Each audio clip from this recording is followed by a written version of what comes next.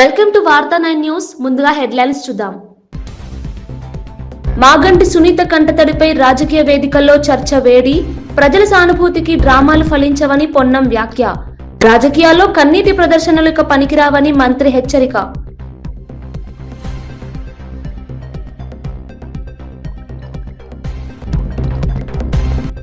విశాఖలో గూగుల్ ఒప్పందం నా జీవితకి గర్వకారణమన్న చంద్రబాబు.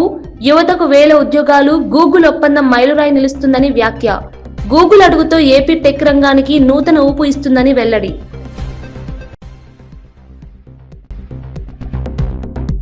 పరకామణి దొంగతనంపై భానుప్రకాష్ రెడ్డి ఘాటు హెచ్చరిక. సీసీ ఫుటేజ్ ఎక్కడా, భక్తులు సమాధానం కోరుతున్నారని వ్యాఖ్య.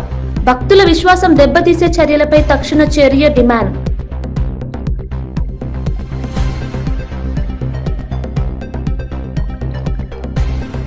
ప్రజల ఆరోగ్య బాధ్యత ప్రైవేట్ చేతుల్లోకి వెళ్తోందని ధర్మాన విమర్శ. మెడికల్ కాలేజీల ప్రైవేటీకరణ ప్రజలకు అన్యాయమని వ్యాఖ్య. దూర ప్రాంత ప్రజలకు వైద్య సేవలు అందకపోతే ఎవరు బాధ్యత వహిస్తారని ప్రశ్న. టీడీపీ నేత మాగంటి సునీత కంటతడి రాజకీయ వేదికపై చర్చనీయాంశమైంది.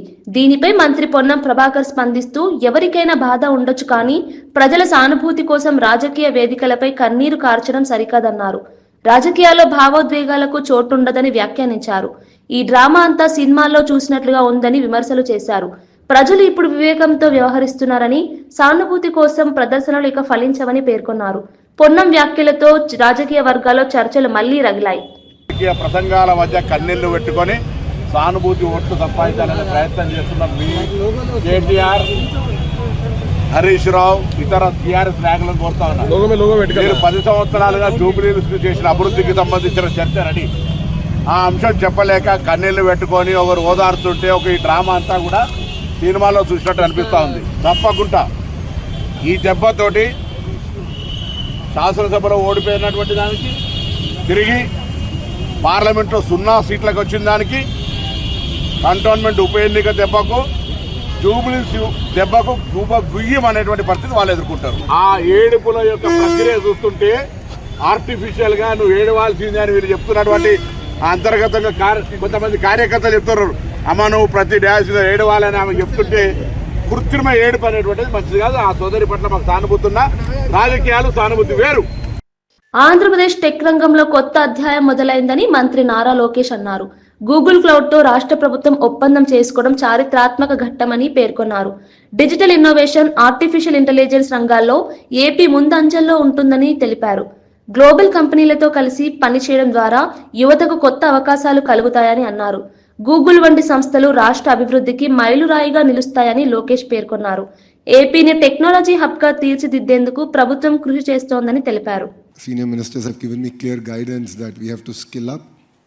We have to embrace AI.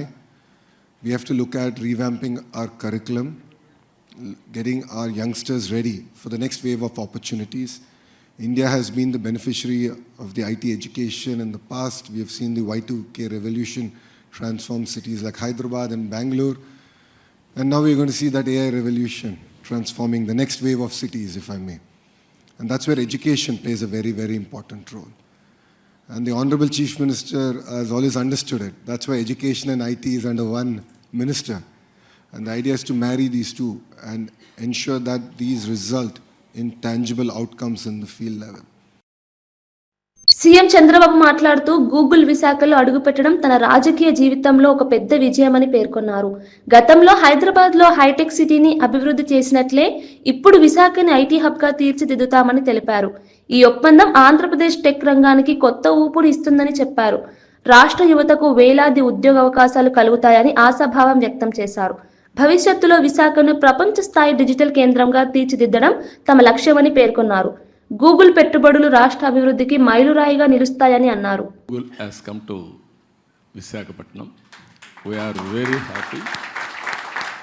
According to me, we are in an inspiring time. Technology is matured. I have seen once line telephones. That is how we used to do lightning call. We used to take 1 week or 10 days or never matured. That were the days. Now Even everybody is having a smartphone. మంత్రి కొండా సురేఖ మాట్లాడుతూ Congress party ఎల్లప్పుడూ ప్రజల అభిప్రాయాల ప్రకారమే నిర్ణయాలు తీసుకుంటుందని తెలిపారు. ప్రజాస్వామ్య పద్ధతిలోనే స్థానిక సంస్థల ఎన్నికలు కూడా జరుగుతాయని చెప్పారు. డీసీసీ అధ్యక్షుల వ్యవహారంలో ఏఐసీసీ ఆదేశాల మేరకే పరిశీలకులు రాష్ట్రానికి వచ్చినట్లు వెల్లడించారు. ప్రజా సమస్యలను పరిష్కరించడమే తమ ప్రభుత్వ ధ్యేయమని పేర్కొన్నారు. కాంగ్రెస్ ప్రభుత్వం తీసుకుంటున్న ప్రతి నిర్ణయం ప్రజల మేలు దిశగా సాగుతుందని చెప్పారు. రేవంత్ రెడ్డి నాయకత్వంలో తెలంగాణ అభివృద్ధి దిశగా ముందుకు సాగుతోందని సురేఖ వ్యాఖ్యానించారు. పార్టీ ముందుకు నడుస్తుంది. అదే క్రమంలో మొన్న youth elections, state youth elections కూడా మీరు చూశారు. అది డెమోక్రటిక్ వేలో యూత్ను కూడా ఎలక్షన్ కూడా జరగడం జరిగింది. అదే పద్ధతిలో ఈరోజు మన అబ్జర్వర్ గారిని కూడా ఎందుకు పంపించారు అంటే, ఇక్కడ డిసిసి అధ్యక్షులను కూడా మరి ప్రజల కోరిక మేరకు, ప్రజల అభిష్టం మేరకు పనిచేసే వాళ్ళని, వాళ్ళ ఇష్టపడ్డ వాళ్ళని ఈరోజు నామినేట్ చేయడానికి, వారు ఏఐసిసి పంపడానికి ఇక్కడికి వారు రావడం జరిగింది. ముఖ్యంగా పార్టీని ఇంకా బలోపేతం చేయడానికి.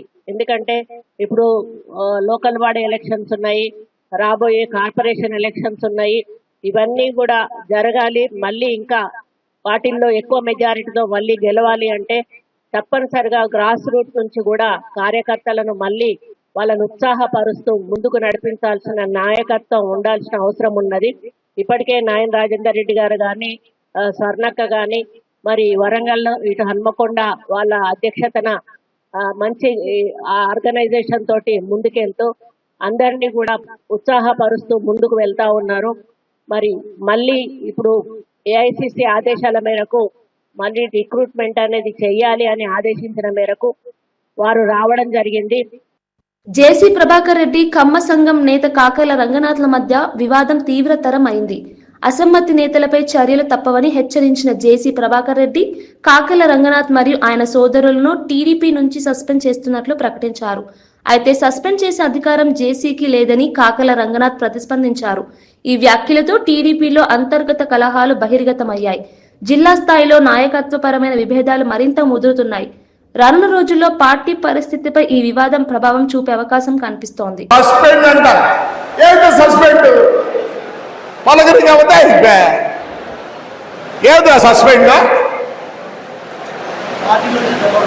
ఏడు పార్టీలోంచి ఇది మన ఊరు, మన కాన్స్టిట్యున్సీ. ఎవడో సస్పెండ్ చేయాలి, డిస్పెండ్ చేయాలంట. సస్పెండ్ కాదు, ఎక్కువ మాట్లాడితే ఇంకో విధంగా ఉంటుంది, ఇంకో విధంగా ఉంటుంది. జాగ్రత్త ఉండండి. ఏదో మీ చిన్న ఇంటి నమ్మినట్లు, కోళ్ళ పాడు రంగయ్య నమ్మినట్లు ఏది నువ్వు కూడా అందరికి ఇవ్వాల్సిన అప్పులు ఇస్తే, నువ్వు ఇవ్వాల్సిన అప్పులు అందరికి ఇస్తే ఏమీ ఉండదు నీ దగ్గర.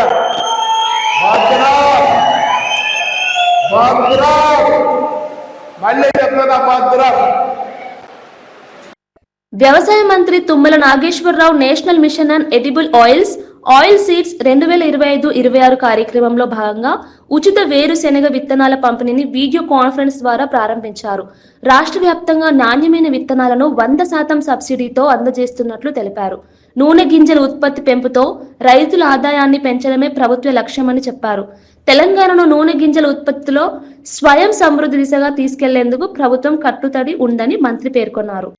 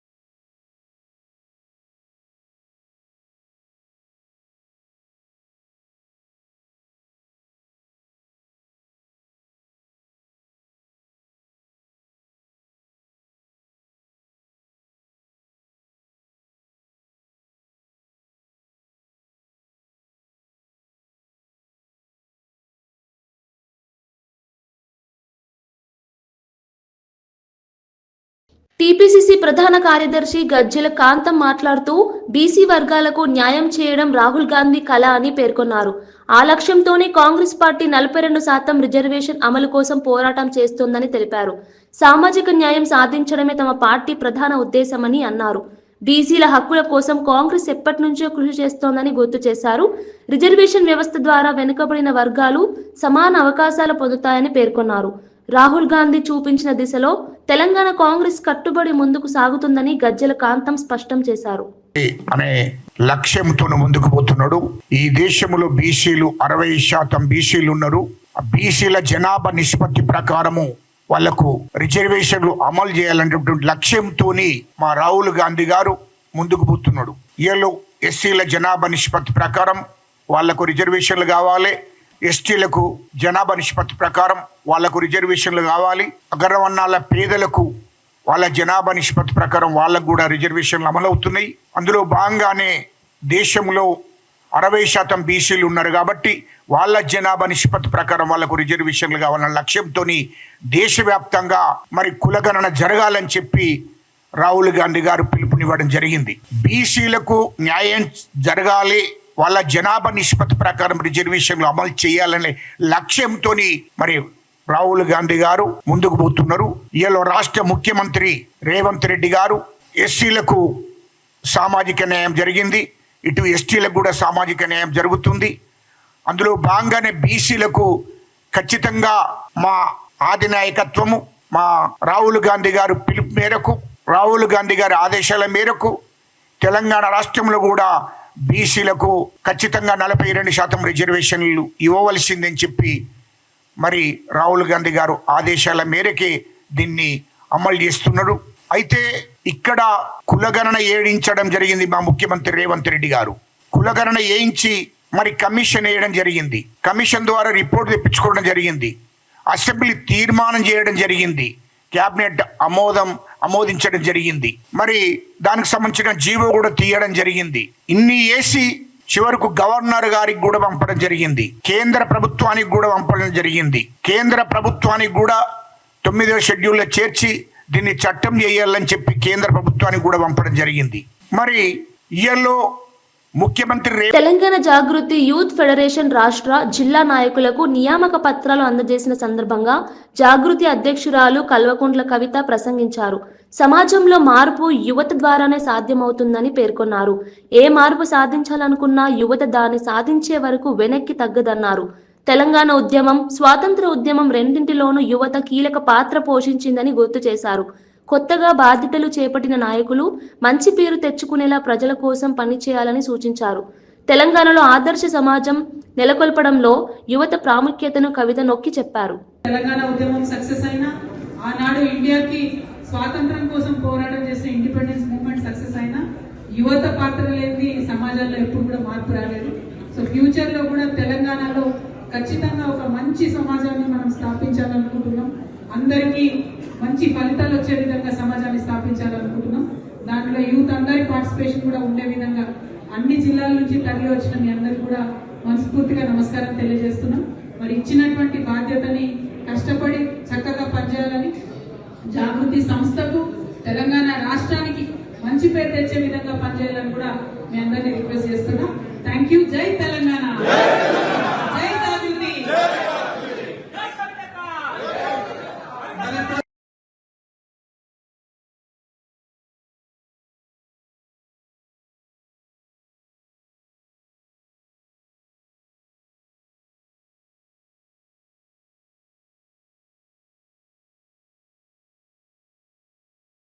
జనసేన పీఓసీ గూడూరు వెంకటేశ్వర్లు తీవ్ర ఆవేదన వ్యక్తం చేశారు.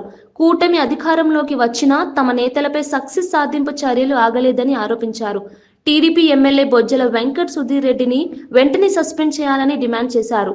వెంకటగిరి ఎమ్మెల్యే కురుగొండ్ల రామకృష్ణ తమను వాడుకొని తప్పుడు కేసులు పెట్టించారన్నారు. కూటమిలోని కొంతమంది నేతలు తాము అనుభవిస్తున్న అన్యాయంపై నిశ్శబ్దంగా ఉన్నారని విమర్శించారు. పార్టీ అంతర్గత వ్యవహారాలను పరిష్కరించాలంటూ పై స్థాయి నేతలకు విజ్ఞప్తి చేశారు. ఈ వ్యాఖ్యలతో కూటమి వర్గాల్లో రాజకీయ చర్చలు ఊపందుకున్నాయి. పార్టీ కోసం పేద బడుగు బలహీన వర్గాల కోసం పనిచేసే పవన్ కళ్యాణ్ గారిని సీఎంగా చూసి మంచి భవిష్యత్తు రాష్ట్రానికి ఇవ్వాలని కోరికతో మేమందరం కూడా గత జనసేన పార్టీ ఆవిర్భావం నుంచి అందరూ చాలా గట్టిగా ప్రాణం పెట్టి పనిచేసాం అన్ని నియోజకవర్గాల్లో. కానీ అందరం కూడా రాష్ట్ర వ్యాప్తంగా 175 నియోజకవర్గాలు 25 ఎంపీల్లో జనసేన వాళ్ళు అందరూ కూడా పోటీ చేయాలని కోరికతోనే జనసేన పార్టీలు అందరూ కొనసాగడం జరిగింది.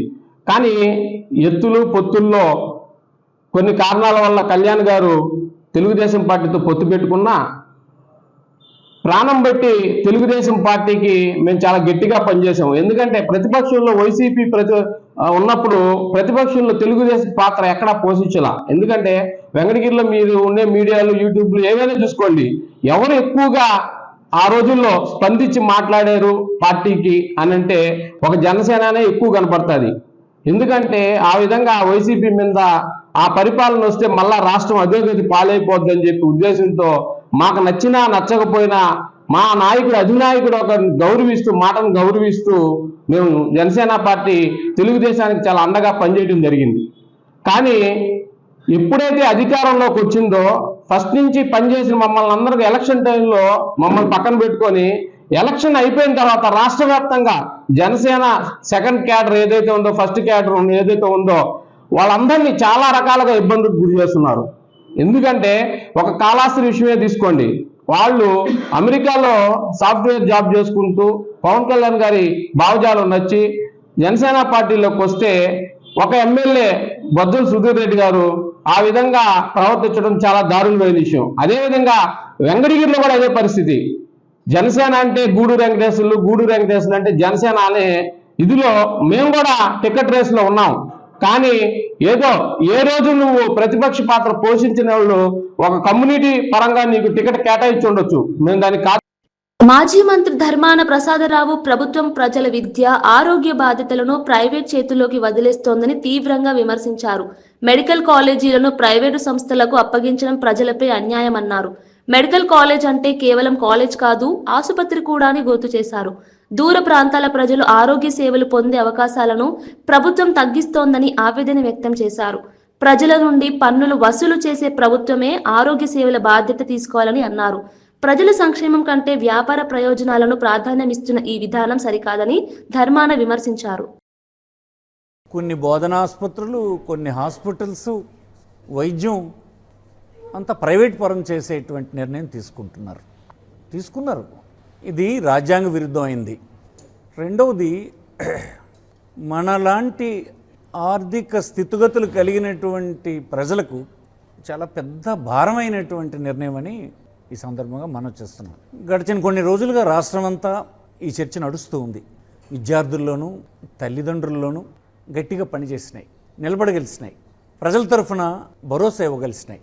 ప్రైవేట్ ఆసుపత్రులు ఎన్ని మనం విజిలెంట్గా ఉన్నప్పటికీ, ప్రభుత్వ అధికారులు ఉన్నప్పటికీ, ప్రైవేట్ ఆసుపత్రి అనేది ఆదాయం కోసం పెట్టుకున్నది కనుక ప్రజల నుంచి కరోనా భయాన్ని చూపించి దోపిడీ చేసే కార్యక్రమం దేశంలోనే జరిగిపోయింది. రాష్ట్రంలోనే కాదు, రాష్ట్రంలోనే జరిగింది, దేశంలోనూ కూడా జరిగింది. అయితే ఆనాడున్నటువంటి ప్రభుత్వ ఆసుపత్రుల్ని గట్టిగా పనిచేయించగలిసినాం కనుక కొంతవరకైనా ఆంధ్రప్రదేశ్లో మనం తట్టుకోగలిసినాం. ఐఏఎస్ అధికారులని ప్రతి హాస్పిటల్కి ఇన్ఛార్జీల కింద పెట్టి భోజన వస్తువులకు అవసరమైనటువంటి ధనాన్ని ఇచ్చి చాలా విజిలెంట్గా ఉండడం వల్ల కొంతైనా నిరోధించగలిసినాం. కానీ అల్టిమేట్గా దేశంలోని ప్రజలు ఎలాంటి అభిప్రాయానికి వచ్చారంటే వైద్యం అనేది వదిలేస్తారు, గాలికి వదిలేస్తారు.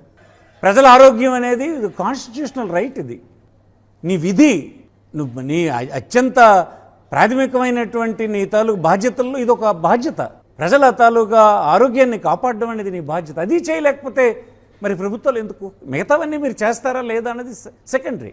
విద్యకు సంబంధించి, ఆరోగ్యానికి సంబంధించి ప్రాథమికంగా ఉండేటువంటి బాధ్యతను కూడా మీరు స్వీకరించకపోతే ఎలాగా? దానికి వ్యతిరేకంగా నిర్ణయాలు చేస్తుంటే ఎలాగా?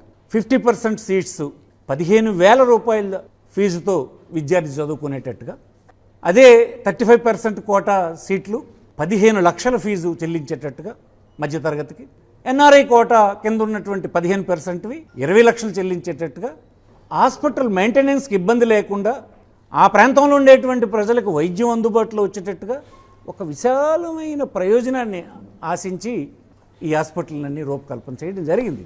కాలేజ్ అని అంటారు. కాలేజ్ అసలు కాదు. ఆ కాలేజ్ ఎక్కడవుతుంది? మనం ఎప్పుడూ ఎరగనటువంటి ఒక మారుమూల ప్రాంతం. అక్కడికి వెళ్తుంది. అది కాలేజేనా? కాదు, ఆసుపత్రి. విద్యార్థులకి, వైద్య విద్యార్థులకు బోధనతో సహా ఒక సమగ్రమైన ఆసుపత్రి అందుబాటులోకి తెస్తున్నాం. ఆ విధంగా మనం చూడాలి. దాన్ని మీరు ప్రైవేట్ పీపుల్కి ఇస్తామంటే ప్రైవేట్ పీపుల్ ఎందుకు మీరు ఇచ్చేస్తుంటారో చెప్పండి. ఈ భారం మేము మొయ్యలేము అనే కదా మీరు చెప్పేది. ప్రభుత్వం ఎక్కడ చేయగలదు అనేటువంటి మాట కదా. ప్రభుత్వం చేయదు అన్నప్పుడు ప్రైవేట్ పీపుల్కి దేనికి ఇస్తుంటారు మీరు? వాళ్ళు చేయగలరని ఎలాగనుకుంటున్నారు? అంటే మీరు జనం దగ్గర డబ్బు వసూలు చేసుకోండి అని చెప్తున్నారు. 80 సంవత్సరాల తర్వాత కూడా మారుమూల ప్రాంతానికి ఒక బోధన ఆసుపత్రి వస్తే అది కూడా మనం ఇవ్వలేని దిక్కుమాలిన పరిస్థితులు ఉంటే ఎలా? మాజీ మంత్రి సీదిరి అప్పలరాజు ఆంధ్రప్రదేశ్లో నకిలీ మద్యం సమస్యపై మండిపడ్డారు. రాష్ట్ర ప్రజల ప్రాణాలతో చంద్రబాబు ప్రభుత్వం ఆటలాడుతోందని ఆరోపించారు. ఆయన అనుచరులు కోట్లాది రూపాయలు సంపాదించుకుంటూ ప్రజల ప్రాణాలను ప్రమాదంలోకి నెట్టుతున్నారని అన్నారు. నకిలీ మద్యం సరఫరా వ్యవహారంపై ప్రభుత్వం కఠిన చర్యలు తీసుకోవాలని డిమాండ్ చేశారు. ప్రజల ప్రాణాల కంటే లాభాలకే ప్రాధాన్యం ఇస్తున్న నాయకత్వం సిగ్గుపడాలని పేర్కొన్నారు. ప్రజలు ఈ మద్యం మాఫియాను తిప్పికొట్టి నిజమైన మార్పు తీసుకురావాలని అప్పలరాజు పిలుపునిచ్చారు. నకిలీ మద్యం తయారు చేసి నకిలీ లేబుల్ అంటించి నాణ్యమైనటువంటి మద్యం పేరిట రాష్ట్ర వ్యాప్తంగా అన్ని షాపుల్లో కూడా సరఫరా చేస్తూ ప్రజల ఆరోగ్యాన్ని ఏ మాదిరి గుల చేస్తా ఉన్నారో మనందరం చూస్తా ఉన్నాం. ఒకరు గమనించాలా, గతంలో జగన్మోహన్ రెడ్డి గారు ఉన్నప్పుడు ప్రభుత్వాలే షాపులు మెయింటైన్ చేస్తున్నప్పుడు చాలా ఖచ్చితంగా నోటిఫైడ్ డిస్టిలరీస్ నుండి నోటిఫైడ్ బ్రాండ్స్ సరఫరా చేస్తూ ప్రజల ఆరోగ్యానికి గ్యారంటీ ఇచ్చినటువంటి సందర్భం. మరి ఈరోజు ఏది? ఎక్కడుంది ప్రజల ఆరోగ్యానికి భద్రత? ఎక్కడుంది మందు తాగే వాళ్ళకి ఇది నాణ్యమైనదా నకిలీదా అన్నటువంటి భరోసా ఎక్కడుందని నేను అడుగుతా ఉన్నాను. మరి దీని ముఖ్యమంత్రి గారు కానీ ఇతరత్ర నాయకులు కానీ ఎవరు సమాధానం చెప్తారు? ఎన్ని వేల ప్రాణాలు పోయి ఉంటాయి ఈ 16 నెలల్లో ఒకసారి గమనించమని ప్రజలందరినీ కోరుతా ఉన్నాను. వైసీపీ వాళ్ళే నకిలీ మద్యాన్ని అలవాటు చేశారట. సిగ్గు లజ్జ ఉండాలంటే మాటలు మాట్లాడడానికి, బుర్రా బుద్ధి ఉండాలంటే మాటలు మాట్లాడడానికి స్వయంగా ఎమ్మెల్యేగా పోటీ చేసినటువంటి మీ అభ్యర్థి దీనికి సూత్రధారుడైతే దాన్ని కూడా మీరు వైఎస్ఆర్ కాంగ్రెస్ పార్టీకి అంటగడతా ఉన్నారంటే అది మీ దివాలా కోరుతనానికి నిదర్శనం అని చెప్పి సందర్భంగా తెలుగుదేశం నాయకులకు నేను చెప్పదలుచుకున్నాను. నేను నకిలీ మద్యం ఒక ముఠా అయితే వేల కోట్లు దందా జరుగుతూ ఉంటే పలాస నియోజకవర్గంలో మరో రకమైనటువంటి అదనపు దందా జరుగుతూ ఉంది. అమ్ముతున్నదేమో నకిలీ మద్యమే, దానిపైన కూడా మళ్ళీ అదనంగా లిక్కర్ బాటిల్ కి 10 రూపాయలు అదనంగా. టీపీసీసీ అధ్యక్షుడు మహేష్ కుమార్ గౌడ్ మాట్లాడుతూ బీసీలకు 42% రిజర్వేషన్లు ఇవ్వాలన్న కాంగ్రెస్ ప్రభుత్వం నిర్ణయం చారిత్రాత్మకని పేర్కొన్నారు. బీజేపీ, బీఆర్ఎస్ వ్యతిరేకించినా ప్రజల మేలు కోసం ముందుకు సాగుతున్నాయని తెలిపారు. హైకోర్టు తీర్పు బాధాకరమని, న్యాయం కోసం సుప్రీంకోర్టులో స్పెషల్ లీవ్ పిటిషన్ దాఖలు చేసినట్లు వెల్లడించారు. బీసీ వర్గాల హక్కుల కోసం కాంగ్రెస్ పార్టీ చివరి వరకు పోరాడుతుందని చెప్పారు. రాహుల్ గాంధీ ఆలోచనల ప్రకారం సామాజిక న్యాయం సాధించేందుకు ప్రభుత్వం కట్టుబడి ఉందని పేర్కొన్నారు. సుప్రీంకోర్టు నుంచి న్యాయం జరుగుతుందని గౌడ్ విశ్వాసం వ్యక్తం చేశారు. మొదట్లో అసెంబ్లీలో పాస్ చేసినటువంటి చట్టాలు కావచ్చు, తర్వాత మేమిచ్చిన జీవో కావచ్చు, ఇవన్నీ కూడా చరిత్రాత్మక నిర్ణయాలు. ఓబీసీల యొక్క జీవితాలు బాగుపరచాలని చిత్తశుద్ధితో కాంగ్రెస్ పార్టీ తీసుకున్నట్టు అన్ని కార్యక్రమాలు అడుగడుగున బీజేపీ, బీఆర్ఎస్ వ్యతిరేకిస్తూ వచ్చినప్పటికీ కూడా ఎక్కడ వెనక్కి తగ్గకుండా తెలంగాణ ప్రభుత్వం ముఖ్యమంత్రి రేవంత్ రెడ్డి గారి నేతృత్వంలో చట్టాలు చేయడం, ఆర్డినెన్స్ తీసుకురావడం, జీవో ఇచ్చి ఎన్నికలకు పోవాలనుకోవడం, ఇవన్నిటి కూడా పూర్తి వివరాలతో మేము హైకోర్టులో వాదించినప్పటికి కూడా స్టే ఇవ్వడమే కాకుండా టోటల్ రిలీఫ్ చేసినారు. ఎలక్షన్లకు పాత పద్ధతినే, పాత రిజర్వేషన్ ప్రకారమే పోవాలని హైకోర్టు ఇచ్చిన తీర్పు చాలా బాధాకరం. మా న్యాయ కోవిదులు అన్ని విషయాలు కూలంకషంగా హైకోర్టుకి విన్నవించినప్పటికీ మాకు అవకాశం ఇవ్వకుండా టోటల్ ఎలక్షన్కి పోవాలని రిలీఫ్ ఇవ్వడం అన్నదని ఇది చాలా బాధాకరమైన విషయం. అందుకే తెలంగాణ ప్రభుత్వం అదేవిధంగా కాంగ్రెస్ పార్టీ నిన్న సుప్రీంకోర్టులో హైకోర్టు ఇచ్చినటువంటి స్టేని ఆర్డర్ని ఛాలెంజ్ చేస్తూ స్పెషల్ లీవ్ పిటిషన్ దాఖలు చేయడం జరిగింది. దాంట్లో భాగంగానే ఇప్పుడు నేను మా సీనియర్ అడ్వకేట్ అభిషేక్ సింగితో దాదాపు గంట పాటు వారితో సమావేశమైనాం. అన్ని విషయాలు కూలంకషంగా చర్చించినాం. ఇది గురువారానికి మా అడ్వకేట్స్ మా న్యాయవాదులందరూ కూడా గురువారం వరకు వస్తుందని ఆశాభావం వ్యక్తం చేస్తా ఉన్నాం. బులెటిన్ ముగించే ముందు హెడ్లైన్స్ మరోసారి చూద్దాం. మాగంటి సునీత కంటతడిపై రాజకీయ వేదికల్లో చర్చ వేడి, ప్రజల సానుభూతికి డ్రామాలు ఫలించవని పొన్నం వ్యాఖ్య. రాజకీయాల్లో కన్నీటి ప్రదర్శనలు ఇక పనికిరావని మంత్రి హెచ్చరిక.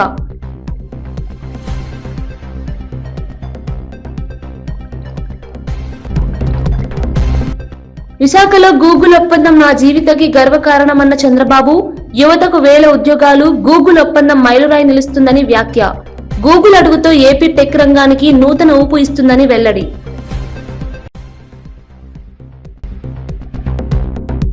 పరకామణ దొంగతనంపై భానుప్రకాష్ రెడ్డి ఘాటు హెచ్చరిక.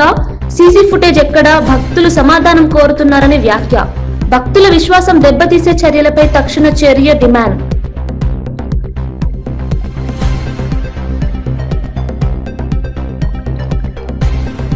ప్రజల ఆరోగ్య బాధ్యత ప్రైవేట్ చేతుల్లోకి వెళ్తోందని ధర్మాన విమర్శ.